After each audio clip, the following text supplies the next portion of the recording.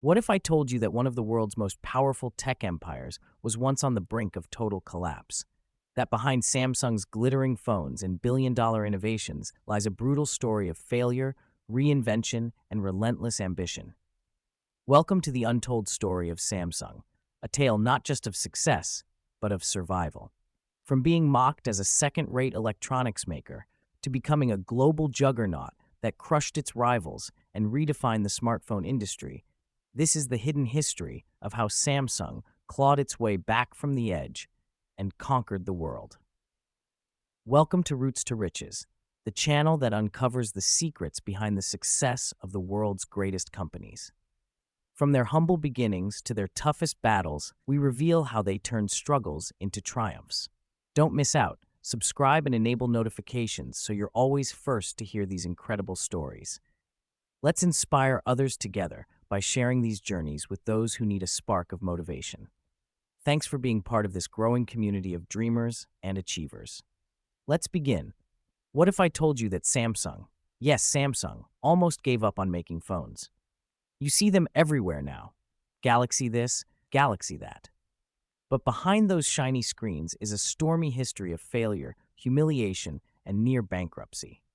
Today, we dive deep into the epic saga of how Samsung almost lost it all and then rose like a phoenix to become a smartphone king.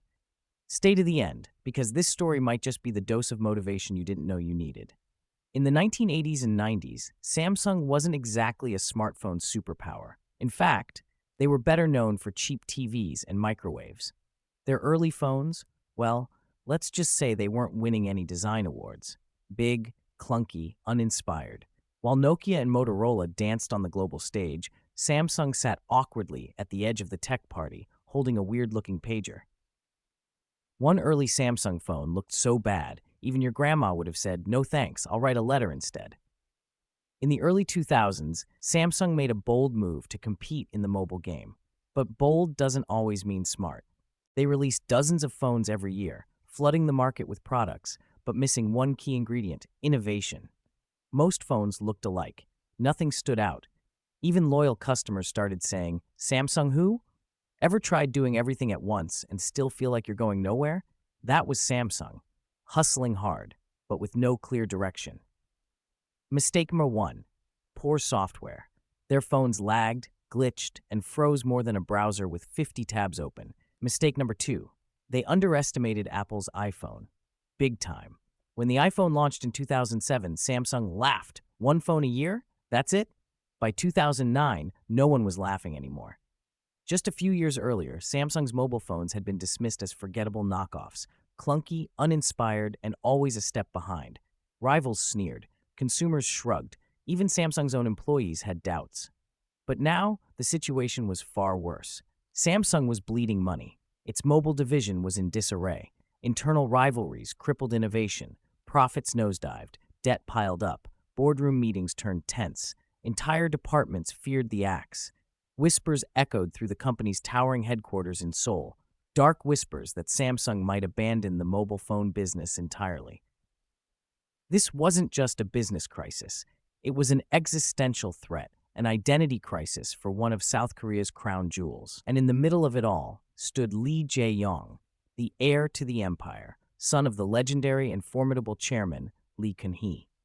The younger Lee wasn't just there to protect his father's legacy, he was there to redefine it. He didn't come to play it safe.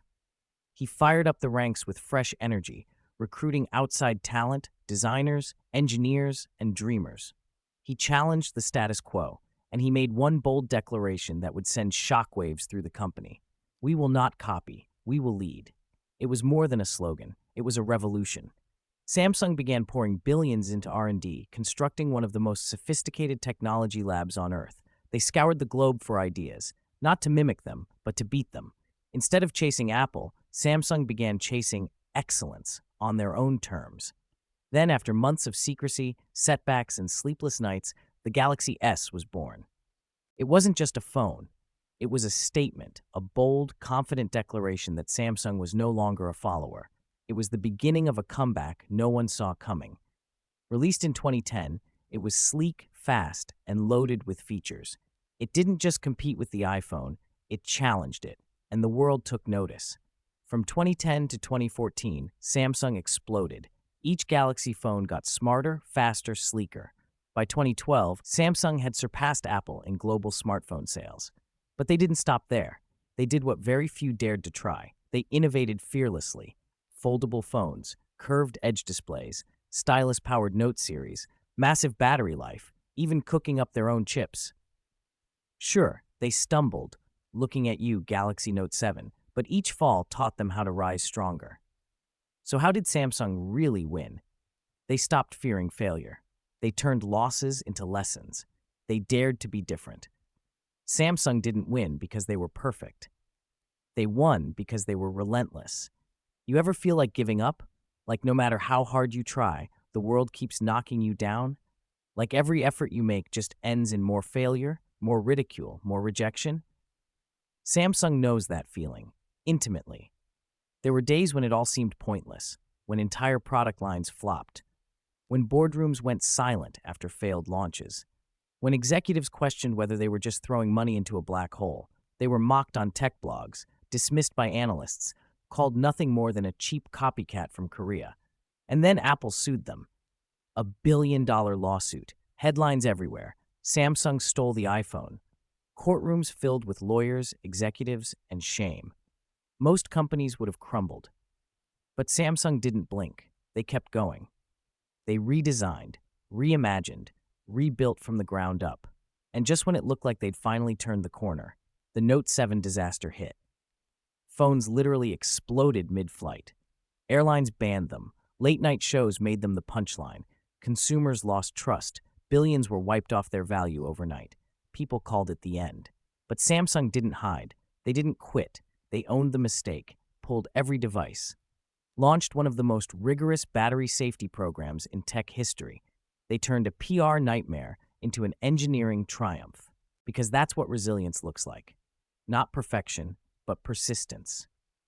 Samsung kept showing up, year after year, phone after phone, iterating, improving, innovating. They didn't just survive the storm, they learned to dance in it. Today, Samsung is a global powerhouse. They don't just make phones, they make the future. But here's the truth. Their story is your story too. Maybe you've made mistakes, maybe you're struggling, maybe you've failed hard. But remember this, success isn't about never falling. It's about getting up one more time than you fall. Samsung didn't win because they had money. They won because they refused to quit. So ask yourself, what's your Galaxy moment? What if your next comeback is right around the corner? Samsung's rise wasn't an accident. It was a war fought in boardrooms, factories, and design labs. It survived economic crises, internal chaos, and fierce global competition. Through ruthless reinvention, fearless innovation, and an unbreakable will to win, Samsung didn't just survive, it dominated. Today, it's more than just a tech brand. It's a symbol of how close failure and greatness can live side by side. From near collapse to global conquest, this was the untold story of Samsung, a reminder that in the world of innovation, even giants must fight to stay alive. And hey, if Samsung can bounce back from flaming phones and billion-dollar lawsuits, you can survive that awkward Zoom meeting. Thanks for watching. If this story gave you hope, inspiration, or just a good laugh, hit that like button and subscribe. Your comeback story might just be next.